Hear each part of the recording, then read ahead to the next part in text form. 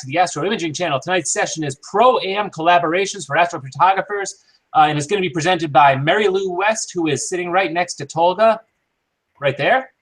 But as always, before we jump into that, I do want to show off this week's image of the week. And at the same time, as I'm doing this, I want to thank David and Josh and Alex for stepping in last week. I had a kind of unexpected emergency that I had to take care of, and they jumped right in and did a couple great shows, so thank you guys. And I believe you're looking at the image of the week right now. I have to cheat and check. Yes, okay. This week's image of the week goes to Abdullah Ahmad for his M16 Eagle Nebula. And that just reminds me, it is Eagle Nebula season. I was kind of surprised because I got my one of my first clear skies in a long time a few nights back, and I noticed that the Eagle Nebula is always rising, which means I haven't had clear skies in about 3 months. And all of a sudden, the Eagle Nebula is rising to the south or southeast.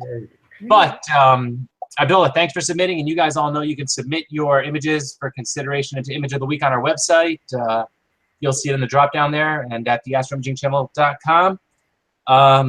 And as I take my screen back, remember, we don't monitor the chat in YouTube. So if you want to get in this conversation or you have any questions for Mary Lou West or Tolga or for anything that you think you should bring up, you should be on our website, theastroimagingchannel.com, and you'll see a little thing, a little chat box there. You'll also be able to watch the video. It's all in one spot for you. That's, I think, all I've got. So what I'm going to do right now is hand it right over to Mary Lou and Tolga. There you are. You got the camera. Thank you. How do we get the show up? Oh, do you want to start right away? Sure. So we're going to start sharing the screen.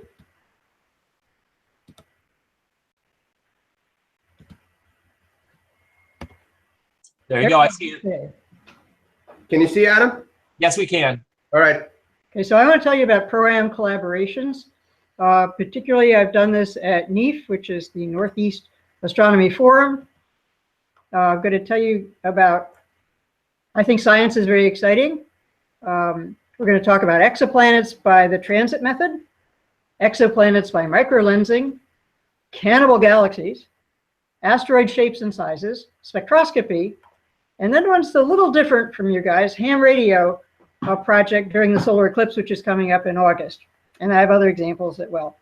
I think if you can take pretty pictures, and you folks certainly can, then you can do science. And it's a little bit different and very satisfying. So the big questions about planets are, of course, are we alone? And are there any other habitable planets, even if no one is on them? What's the origin of planetary systems? And what can other worlds teach us about our world? What are asteroids really like? A lot of people think they're the vermin of the skies, but sometimes they're interesting. Some galaxies are cannibals. Are all galaxies cannibals? Is it a good thing or a bad thing? What chemical elements are out there? And then for the radio people, how high is the ionosphere? And why does it have ripples in it anyway? So here's a little quiz for people. In our solar system, how many planets are there? How many of these planets are giant planets? And what are the other two types of planets? So has everybody got some ideas? So I'm going to tell you the answers. Third one's the hard part, of course. So there's 4 giants, Jupiter, Saturn, Uranus, and Neptune. And the other two types are the terrestrial planets, Earth, Venus, Mercury, and Mars. And then the Kuiper belt objects, or the dwarf planets, such as Pluto and Eris and Makemake, and some other strange names. So the solar system planets to scale are, of course, Jupiter is the largest of them. Saturn is next in size. And then Uranus, Neptune are considerably smaller. A lot of people don't seem to understand how much smaller they are. And then how small the terrestrial planets are, we have in this little drawing here. Earth, Venus, Mars, and Mercury. And I just left Pluto on there because, well, it's not a real planet, but it is something out there. And it's really quite a bit smaller between the sort of marble-sized Earth and the basketball-sized Jupiter. But then if you include the sun in the solar system, of course we'd have to, The sun is enormous. And we get a sense now from these pictures of how small even Jupiter is relative to the sun. And of course, astronomically, we really don't consider size as the major thing, but rather mass. And Jupiter is not even 1% the mass of the sun, only 1/10 of 1%. So to first approximation, the only thing here is the sun. And to second and third approximation, that's all there is as well. Oh yes, and then there's Jupiter. And the little planets are really tiny. So if we really want to look for small planets like the Earth, it's going to be tough. Right? So in the right-hand inset there, I have the solar system in a can that I carry in my pocket sometimes. So it's a tennis ball and then an old film canister. Do you folks remember film? When we have 4 big seeds. So there's a cardamom seed, a split pea, 2 peppercorns, and the little planets are just, well, poppy seeds. You can't even see them there, but there we are. Makes you think. So I want to talk about how collaborations of amateur astronomers and professional astronomers can happen and why they're useful. So first of all, they're useful because there are many more amateurs than professionals. It's a factor of 10 or more, the number of amateurs there are to professionals.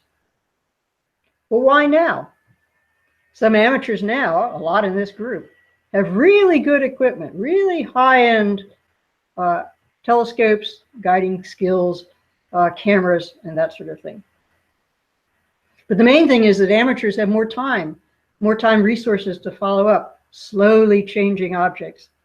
So as professional astronomers, if they get time on a major telescope, may have 3 nights or 4 nights on a major telescope once a year, and that's all they get. And then suppose they find some object that changes on a time scale of 2 weeks or a month or something like that. What are they going to do? Well, they have to try to find friends, and one of the best ways to find friends is in amateur astronomers. So we can be really big help in following up time-changing objects. NEAF is the Northeast Astronomy Forum. It's held in Suffern, New York, which is just at the top of New Jersey. So for those of us in New Jersey, it's really very, very convenient. We go up the Garden State Parkway, turn left, and there we are. It's held every April. It's been held for 27 years now. Gets bigger and better every year. It's held on a Saturday and a Sunday. Has many speakers on astronomy and now space topics as well, spacecraft and space missions. One of the fun things is over 120 vendors. The vendors sell everything you want. Telescope mounts, telescopes, cameras, filters, t-shirts, earrings, baby clothes, everything with this astronomical theme, and books. Out on the patio, they have a solar star party. Sometimes it's clear and you actually get to see the sun and sunspots, and spectroscopes are out there too, so we get to see the solar spectrum. There are also activities for beginners, also activities for children, which are a lot of fun. So people bring their kids and drop them off in that corner for several hours. Thursday and Friday before NEAF is NEAC, Northeast Astroimaging Conference, and that's very much smaller, usually 200, 250 people, whereas NEAF is 4,000 people. So quite a bit difference in scale. It's much more cozy and much higher technical discussion in the talks there. During the NEAF part on Saturday and Sunday, there's also the Pro-Am conference within a conference, and that's the part that I've run. I've run for 3 years now. So I'm always looking for new ways to connect amateurs to the professionals. And anybody has suggestions, I would really appreciate that for next year. So here's the schedule that we had for this year.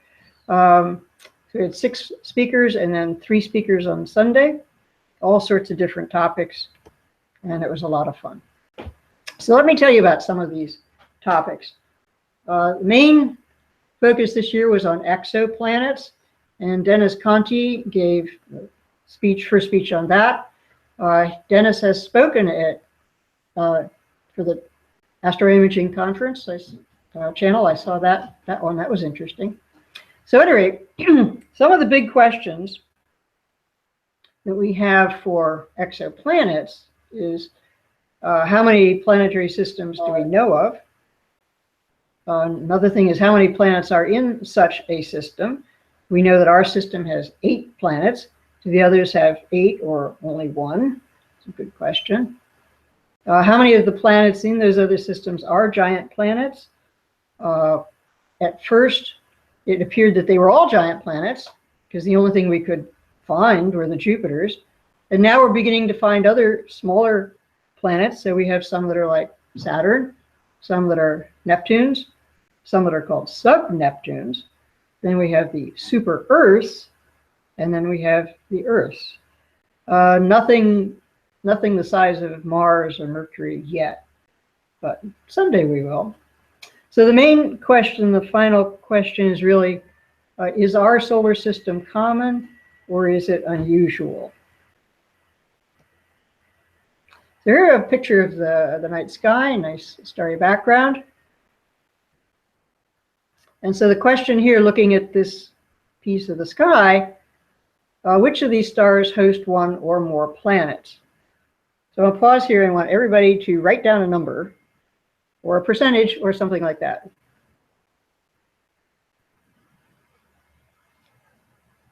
Okay, let's see what we got. The answer is most of them. That's a little vague, isn't it? But that means more than 50%. So just look at that and think about that. And 1 in 5 of those are believed to host an Earth-sized planet that could support life. And that means it's in the habitable zone around its star. It's in the Goldilocks zone, neither too hot nor too cold, but just right in temperature. Probably not as hot as Southern California on certain days. At any rate, which one do we know? Well, this one for sure we know. That one has been measured to have a planet. Quite sure that that one has a planet. That one there, that one there. Yeah. A little background history. An exoplanet is an extrasolar planet. That means exo, of course, means outside of, as in some insects have exoskeletons, means the skeleton is outside of their main body. So an exoplanet is outside our solar system. And we call its star a host star. The first exoplanet was discovered in 1992, first real one. The number of confirmed exoplanets to date is roughly 3,000. It's over 3,500 now today, I checked. So we're really moving up there. And 600 of them are in multiple systems. I think that's just amazing. When I was young, we didn't know of any of these. So how have we found them? Well, there's space-based craft observatories. The Kepler spacecraft is the main one there. And then, of course, ground-based observatories have been used as well. So many ground-based observatories have taken part in the search. Some have found them directly, and others have been in follow-up mode, which is very important since that's what Tolga and I do. So the first big success of finding exoplanets was in 1995 when Michael Mayer and Didier Queloz discovered 51 Pegasi b.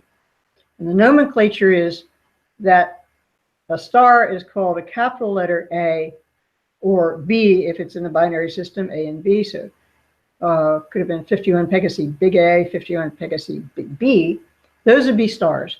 But if you have a lowercase letter, starts with B, because A would have been the star, and then C, D, E, and F, depending on their order of discovery. So they may not be in order from the star outwards, but in order of discovery. So it was confirmed by Jeff Marcy and Paul Butler. So I thought I'd show you where 51 Pegasi is in the sky. I imagine many of you know, but I think it's fun to point this out to people at a star party. So there's Pegasus, the flying horse, on the left side there, connected up to Andromeda, of course. 51 Pegasi is a star on the front chest of Pegasus. I think it's easier if you flip the diagram upside down, so it's just flipped there on the right. And you can see the star is right on his chest. It's the breastplate, as if he's wearing some sort of harness. And that's the fancy jewel on the front of the harness. I think it's important to tell people that Pegasus is a flying horse, but not a winged horse. There are no wings in the sky. It's kind of blank up there where it should be wings. So it's all mythology. He doesn't need wings, despite the children's toy, which has wings. Okay. There's several methods to find exoplanets, and of course they have their good and bad points, each of them. So the transit method we're going to talk about first. That's the one that Dennis Conti likes a lot. Then there's a radial velocity method, which is much more difficult. Then there's microlensing, which is even more difficult, I think. But you probably all should do it once and get it over with. Then there's direct observation, which includes basically lucky imaging. Ground-based transit groups are springing up all over the world, and they're usually collaborations of a bunch of professional astronomers. So here's 3 of them. HatNet is the Hungarian automated telescope network. WASP, the wide-angle search for planets, which involves a whole group, 8 telescopes ganged together on a mount that all point together. And then KELT, which is the Kilo Degree Extremely Little Telescope, which is the group that Tolga and I belong to as follow-up people. So we're part of the KELT Fun, or follow-up network. So we are fun people. Yeah. One that I just heard about last week is called Mascara, out of the Netherlands. All right, so the transit method, you just stare at the star and observe the decrease in the star's light over time. You measure the amount and duration of the decrease. And the decrease in this case is because the planet has gone from position 1 to 2 to 3, goes right across the face of the star from your viewpoint. So we have to be in a lucky position to see these things. We don't see all of them. Below that is a graph, and you can see in position 1, the star has its normal brightness. At 2, it begins to fall in brightness. At 3, it's as dim as it's going to get, which is usually not very much. It goes down by 1% or maybe 2% of the brightness of the star, and then after a little while, goes back up again and resumes its steady brightness, while the planet goes way off to the right, way behind the star, way off to the left, and finally comes around and does it again. Below the graph, we have some real data and a model that fits them. So the little red dots are somebody's data of the brightness of the star, generally at a 1 minute cadence. And then a transit often lasts 3 hours or 4 hours, something like that. And then the light goes back up again. So Mary Lou, each one of those red dots is an exposure? Yes, each one of those red dots is probably a 1 minute exposure. So there's a lot of them. You have to stay up late. And Mary Lou, there's a little box covering that where it says hi. Do you see Google Hangouts is sharing? Yeah, there you go. Thank you. Okay. Yeah, that makes it much clearer. All right. And then the red line through the middle of all those red dots is a model for a transit. And it's done with this software that we have called AIJ, Astro Imaging in Java, which you can call up the routine that does transit fit. And so it will put that as best it can on the data that you give it. So that's what that is. AIJ was written by Karen Collins, and I got to meet her last week. That was really neat. So up in the sky, we have the Kepler spacecraft It was in its full active mode from 2009 to 16, and is quite a large spacecraft, sort of the size of a car. Has all sorts of stuff in it, including a really, really good CCD camera, which in fact is a whole bunch of cameras pasted together or held together to look at one part of the sky. So it just stared at one part of the sky. It was in Cygnus, off toward one of the wings of Cygnus, just stared at that for a long time and took pictures on a 30-minute cadence. So millions of stars on a 30-minute cadence, and saved all those images. So then here's a question I'm sure the people on this channel would understand. We have two light curves here. The first one shows the brightness of a particular star by a ground-based telescope. And the star's name is HAT P7. So that means it's in the northern hemisphere, and it's the 7th one that the Hungarians found. Below that is the same graph of brightness versus time as done by the Kepler spacecraft. And you can see that it's much tighter, very little scatter there, lots and lots of scatter in the ground-based one. Who knows what that is? Adam, do you know? Got to be the atmosphere. Yeah, turbulence in the atmosphere. Yep. Wouldn't it be nice to go to space? There you go. I think that all the time.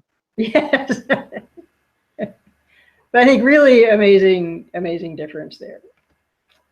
All right, so here's our team at Amateur Astronomers Incorporated at Sperry Observatory in Cranford, New Jersey, 15 miles from central Manhattan. The light pollution is amazing. At any rate, we have a 24-inch telescope for historical reasons. And this is transit measurements we took in 2016 of a star called HAT P3, one of the ones that the Hungarians had found. And you can see in the upper part there, our measurements is blue dots. And then below that are pink dots with the line through them. This was a very good transit. The red dots below that are the residuals, the difference from the measurements and the model. And that's very straight and flat. And below that are 5 stars that we took as comparison stars, and we measured them as well, and they're all acceptably flat.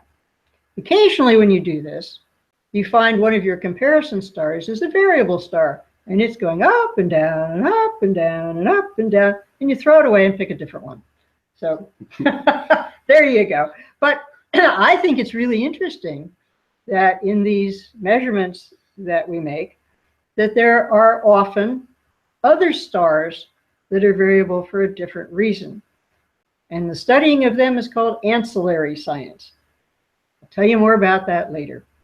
But at any rate, when we compared our measurement of the radius of the planet with the one that the Hungarians had published, it was only 1% different. And I think that's pretty good for amateurs in New Jersey in a light polluted environment. So if you look closely at this picture, several of these people have already spoken on the Astro Imaging channel. Do this. So that's me in the white shirt. Here's Tolga in the gray shirt.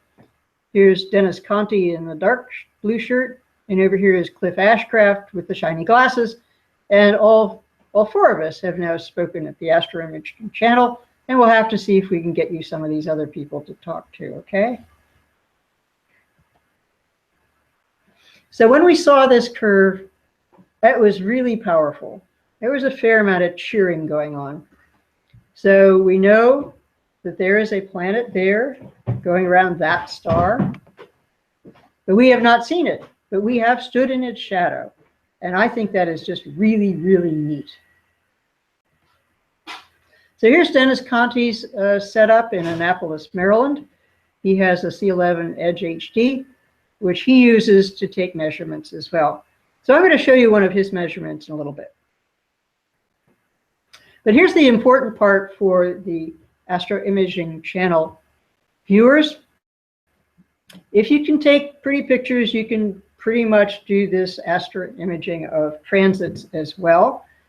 So first I'm going to tell you where exoplanet observing is more stringent than pictures, and later where exoplanet observing is less stringent. So first of all, calibration is a real necessity. So you have to take darks, flats, and bias. You have to make a consideration for atmospheric extinction, which means you have to detrend for air mass, but that can be done by AIJ. You have to do it though. You have to have accurate polar alignment and guiding.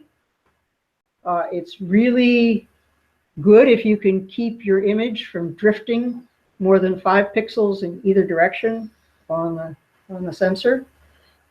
It's good to have an appropriate image scale, a few arc seconds per pixel, 2 or 3, not more, not less if possible.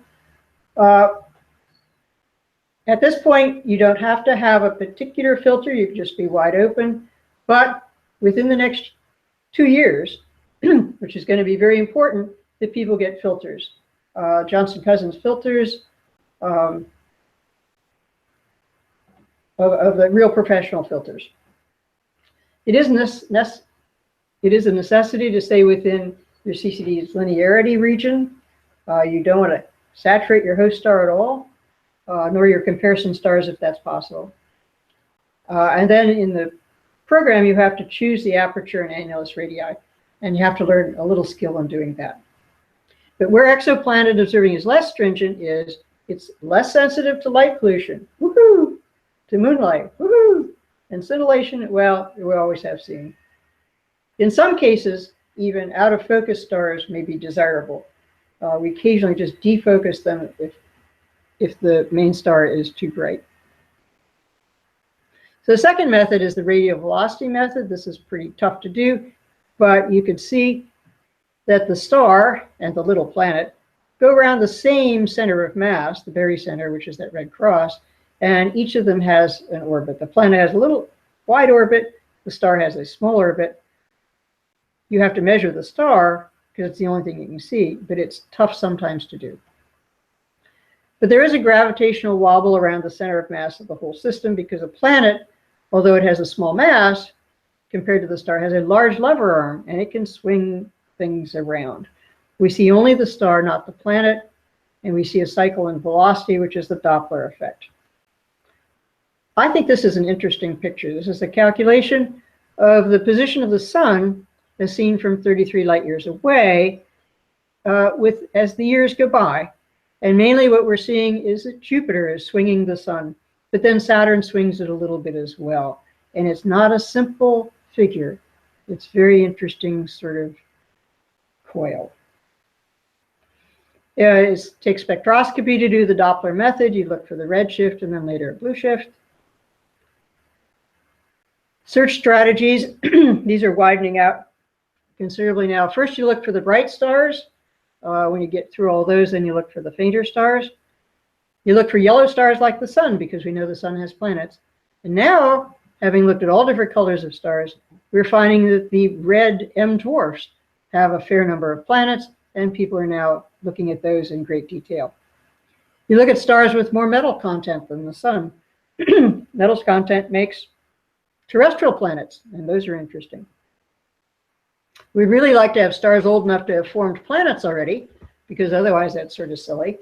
But we have found now that planets form fairly quickly.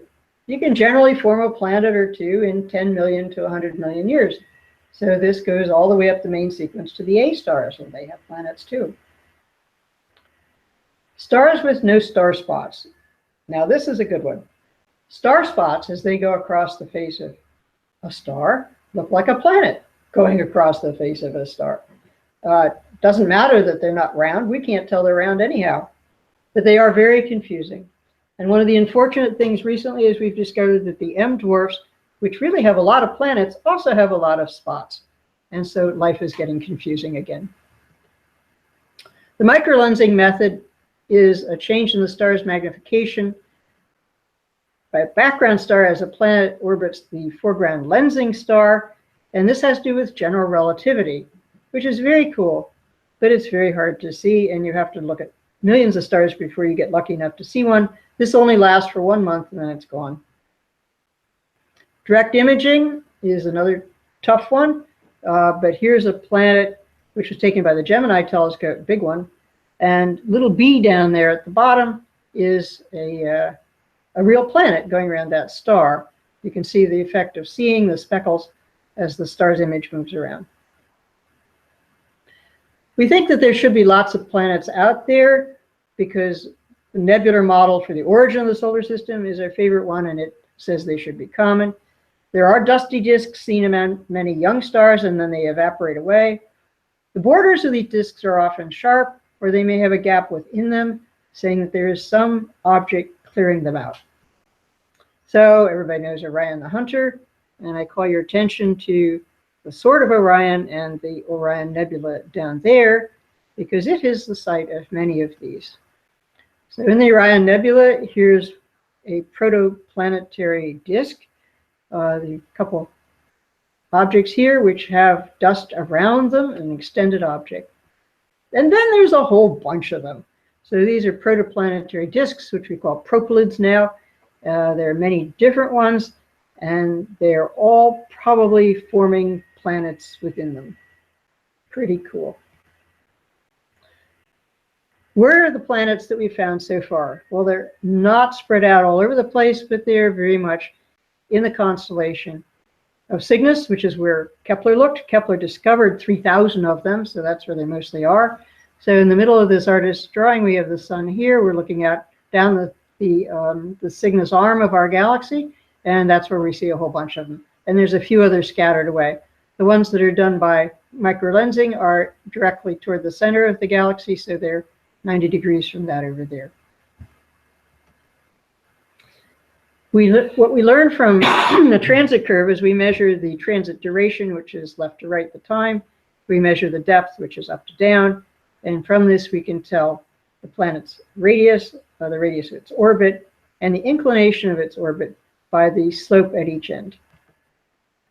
Here's an example of a fit, which I think is an interesting one. This is HAT P2.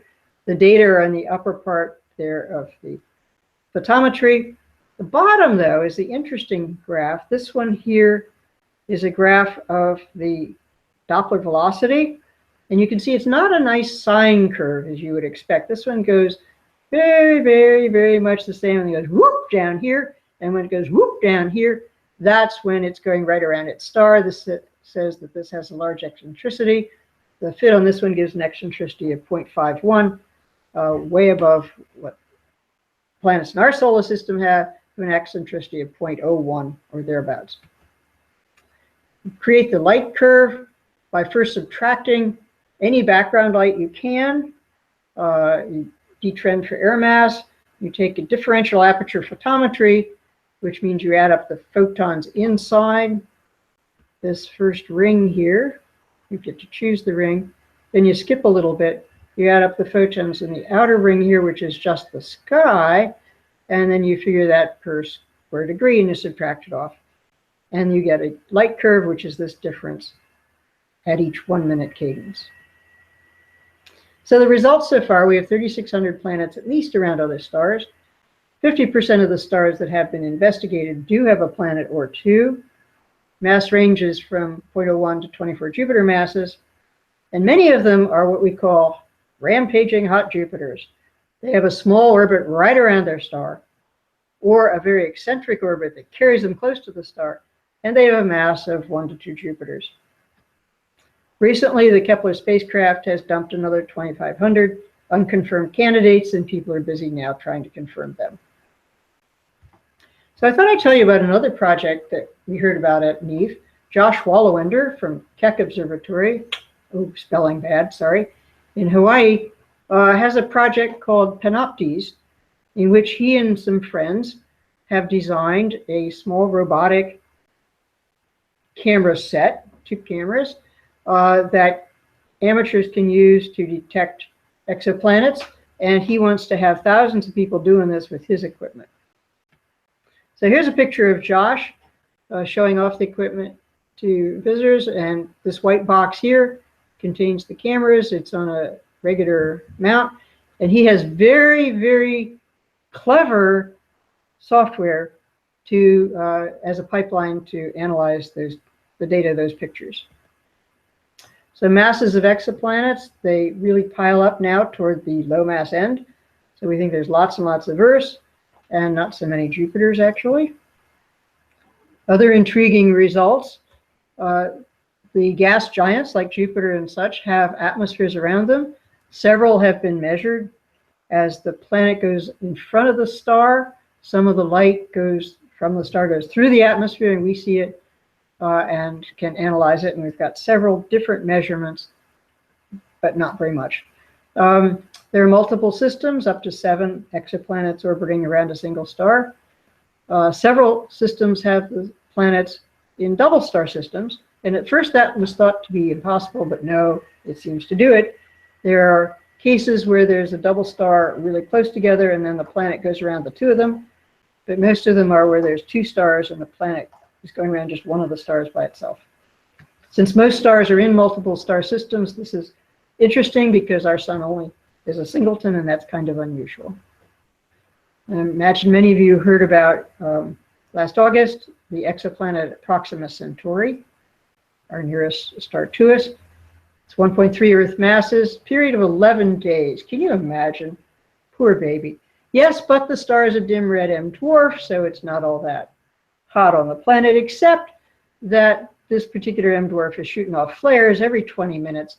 So I think there's no habitability here at all. But at any rate, and the Breakthrough Starshot Initiative plans to launch a whole swarm of iPhone-sized probes, maybe 1,000 of them, to this star system sometime soon.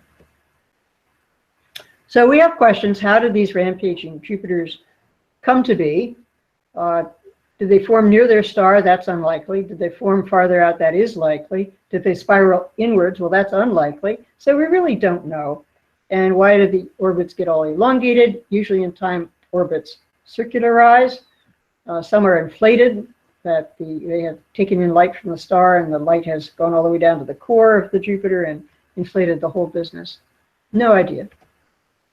We don't know if we're typical or unusual, but it appears maybe we are unusual.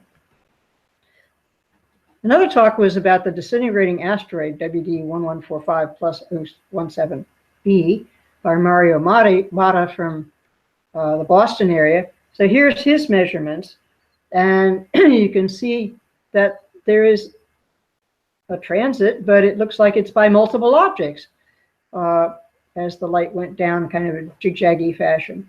Was this true? Well, here's Dennis Conde's measurements of the same system at the same night. So there's the transit there. He has 11-inch scope, while Mario has a 32-inch scope, so a factor of 3, so square that a factor of 9. So 1-minute exposures should be like 9-minute exposures. Dennis got away with 8-minute exposure and shows the same structure. So whatever this is doing it. And every time this stuff comes around, it does it differently. We think probably it's something like Ceres, which is falling apart, but nobody really knows for sure. It's another star which has an interesting lump in its light curve, and that's taken to be a star spot like this picture of the sun. We don't know. So another type of project that you could do with a telescope and a good imaging system is to look into galaxy cannibalism.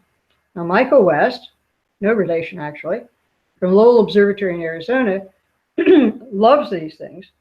And he uses the Discovery Channel telescope, 4.3 meters, but he'd like some help from amateurs who have time to do long imaging, long integration imaging, and look for little galaxies.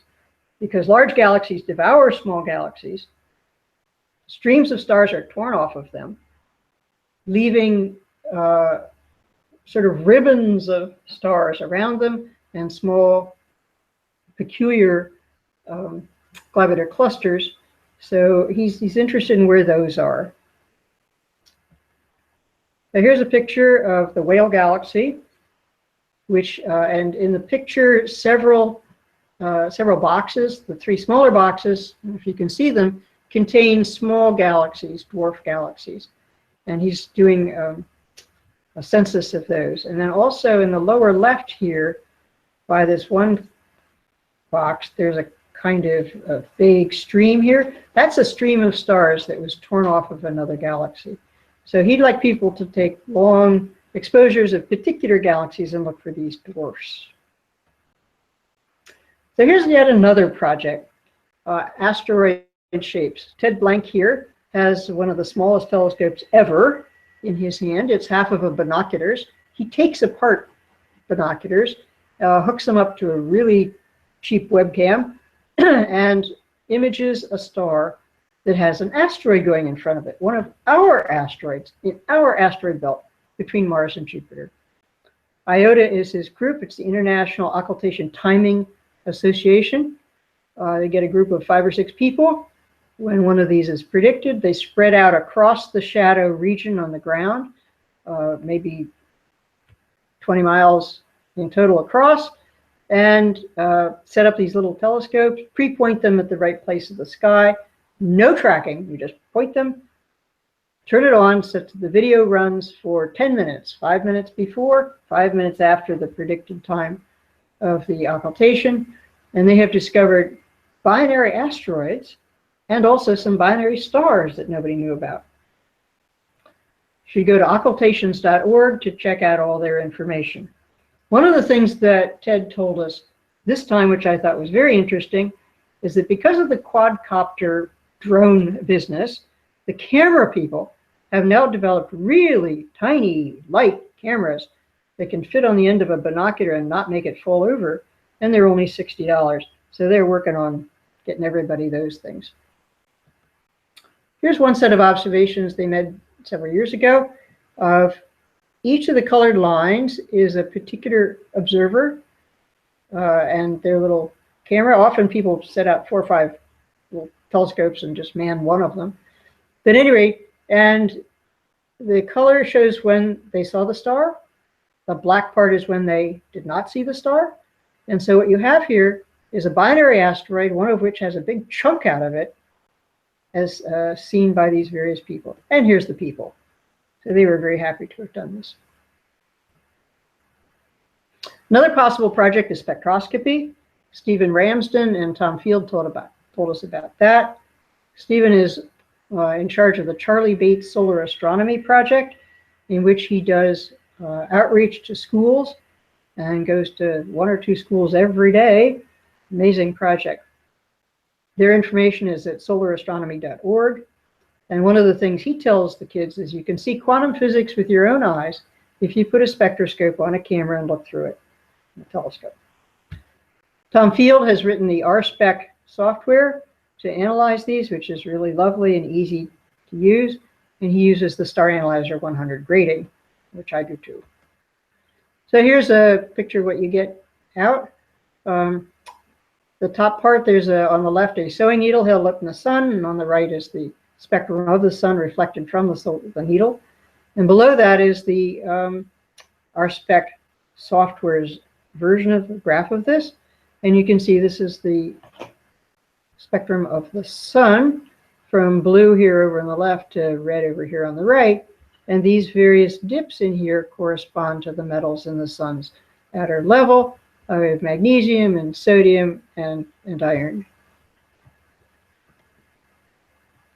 I hope everybody's all set for the big solar eclipse, the all-American solar eclipse, August 21st, coming up. So this is the path of the solar eclipse from Oregon down to South Carolina. I am going to be right there in Kentucky. And with me will be a bunch of people who are also ham radio operators. So we have information at hamsci.org. We are going to probe the Earth's ionosphere during the solar eclipse. We're having a solar eclipse QSO party, which means people who talk to other people by Morse code will get points on their record for this.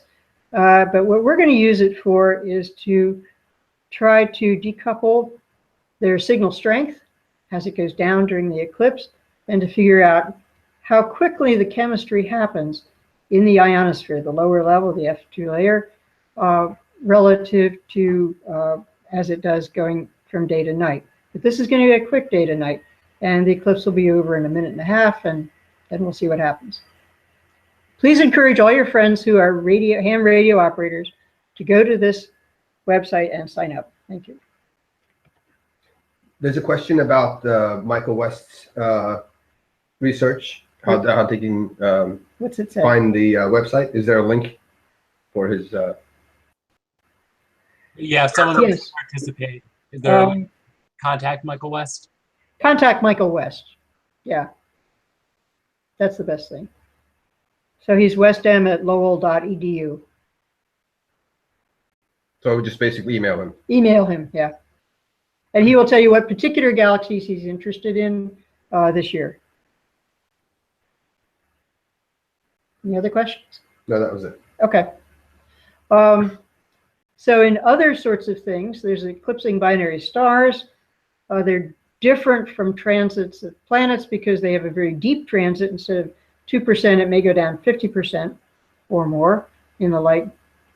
And they may show distorted shapes. They also have what we call chromaticity. So if you took measurements in two different colors, two different color filters, the depth of the eclipse would be different. Whereas, of course, a planet is black, so it's the same all the way along in any color. Another project is called DESC, or Disk Eclipse Search with KELT, looking for extended objects that slowly drift across their star. R.W. Origi was one that was in the news a year or so ago. The one that's in the news this year is PDS 110, which you should Google just that. It's a 2.5-year orbit. It's expected to go into eclipse again in September of this year. But anytime it's up, take a picture and see if you could see it.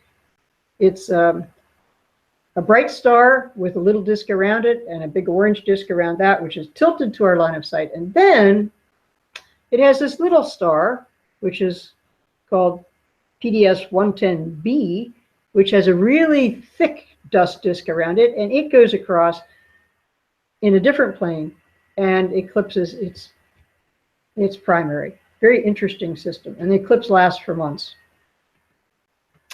So here's the DESC logo, ta-da, and show that some of these eclipses last for a long time. This is month after month after month. Or actually, that's 3 years.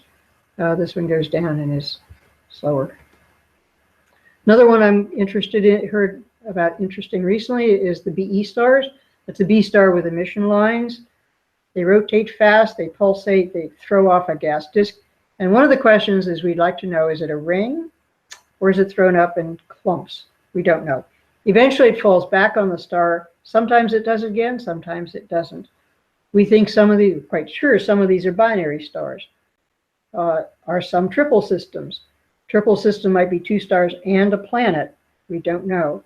Some of them have tremendous magnetism, and we'd like to know how they do that, because they don't have a big convection zone like our sun does.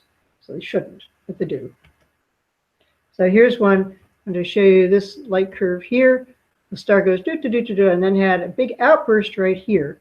But it had spectra taken of it before, and then after the outburst. So here's the spectra, 3 spectra of one spectral line. The 2 before the outburst were down like you'd expect, but the one after the outburst showed this double peak here, which means that this hot gas is both approaching us and receding from us, which means it's going around the star at very high velocity. Intriguing. And there are hundreds of systems like this. So in the future, some of the things we'd like to do is to measure atmospheres of exoplanets. This has been done several times with the Hubble Space Telescope. The one that will be really good at this, though, is the James Webb Space Telescope, whenever that gets launched. And then to look for biomarkers. And a lot of chemists are working on what is a biomarker, what would be a good biomarker that would be in an atmosphere and show that there were life on that planet.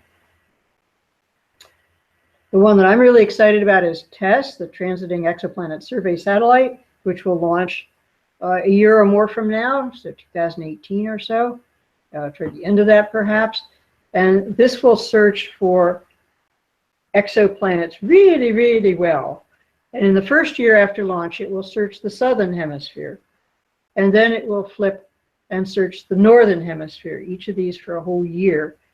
And at that point, there will be thousands and thousands of exoplanet candidates that will need to be followed up. So maybe everybody could be a fun person in that.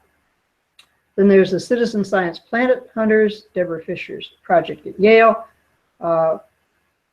which people could look into. And then I encourage everybody to come to NEAF in 2018. And suggestions are welcome to who I should get to speak at the Pro-Am conference within a conference, or if you have people you'd like to hear about at the main stage, let me know about that as well. So I thought a cartoon would be good.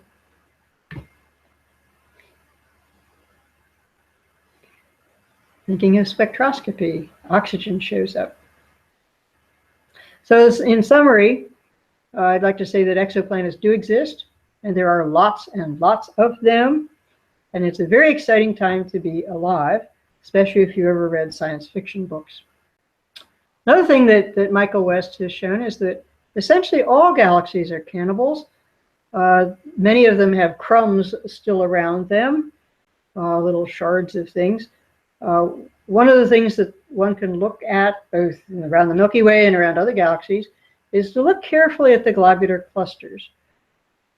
If there's a globular cluster that really is just only the center core without its outsides, then it has already been snacked on a bit. Or maybe it was a whole galaxy at some point. It came in and got the outside eaten off.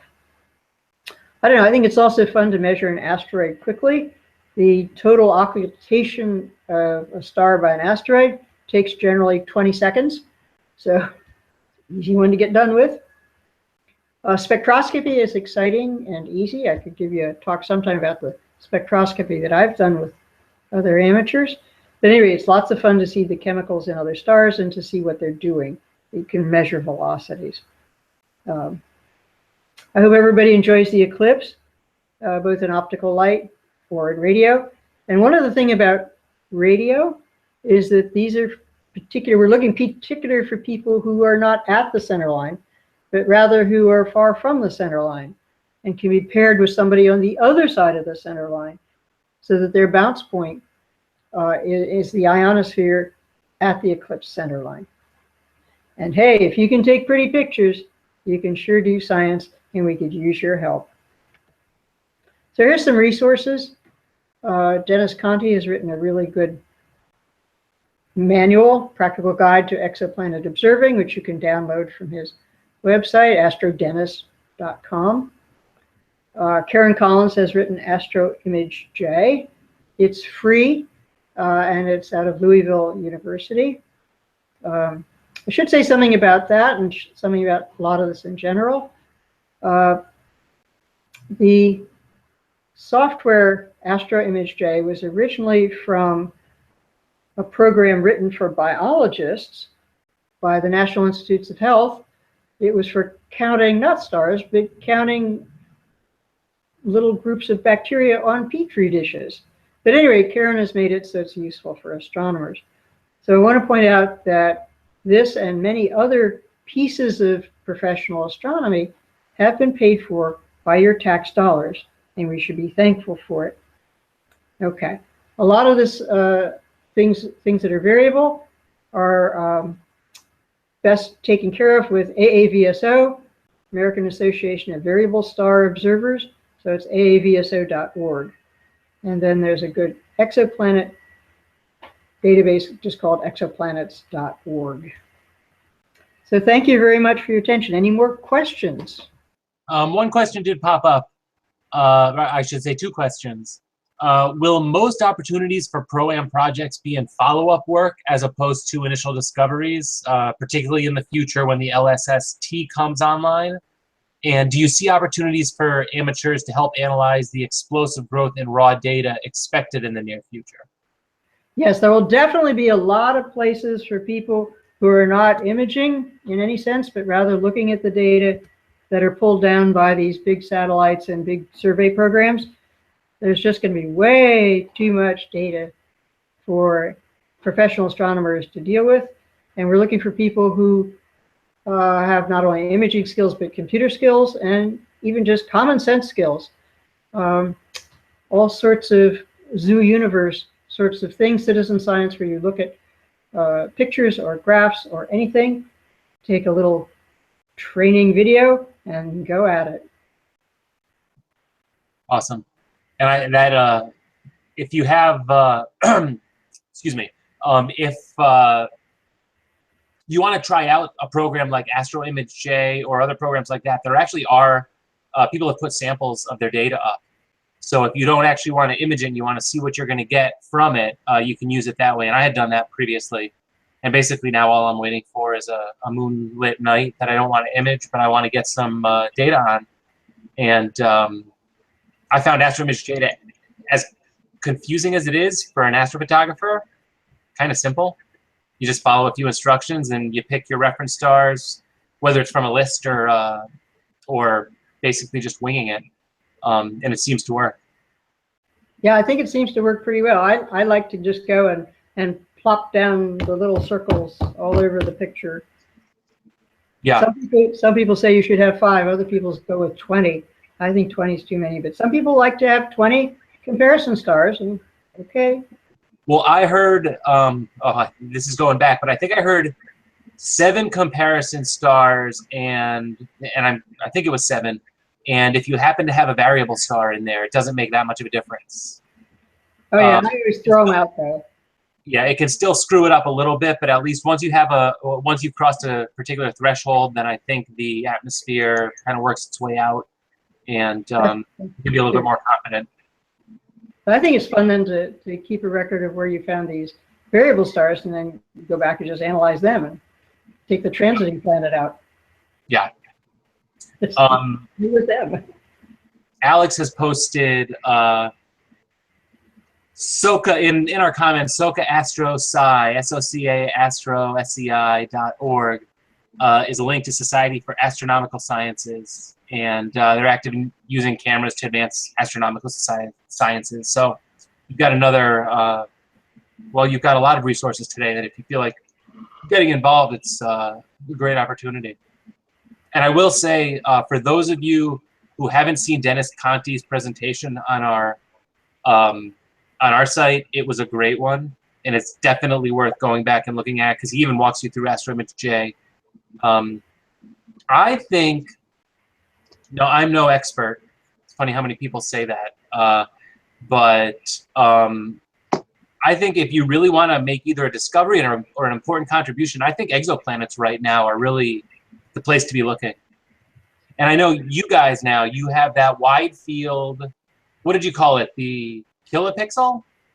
Or kilodegree? KELT is kilodegree, extremely little telescope. So it looks like a telephoto lens, but it's done a really good mount. And it just takes wide pictures, 25 degrees on a side of the sky all night, and just puts them in this database. Right. And then it has a pretty good pipeline to analyze all the million stars in that picture all night, and the next picture and the next picture. And then they get candidates that they think they see some sort of little dip in. And then they ask their fun people to take more pictures and analyze them more carefully at a higher cadence. And you find that 98% of them are useless and 2% are planets. But the useless ones turn out to be variable stars and